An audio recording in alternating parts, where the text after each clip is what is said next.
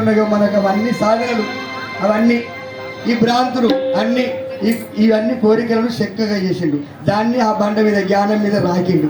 రాకపోతే ఏం సార వెళ్ళిందంటే మంచి సుగంధ పరిమళతో ఉండుకుంటూ గంధం వెళ్ళింది. ఆ గంధం ఏంటిదంటే రసం అంటే ఆత్మరసం, అది బ్రహ్మరసం. ఆ బ్రహ్మమును ఆ రసంగా చేసి గురువుకు అర్పణ చేస్తూ ఉన్నాడట. అది ఎంత ఆనందంగా ఉంటుంది, ఎంత పరిమళంగా ఉంటుంది, ఎంత సుగంధభరితంగా ఉంటుంది. ఆ గంధం ఎవరైనా పెడతారా? ఎవరు పెట్టరు.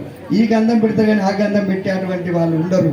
జ్ఞానమని ఏటి తెలివనే సానపైన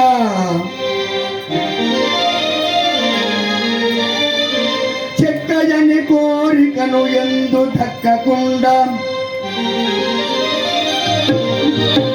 రాచి తీర్చిన శ్రీగంధ రసము నిధియు మేను నగుబూతు మదికి సన్మానమొదగా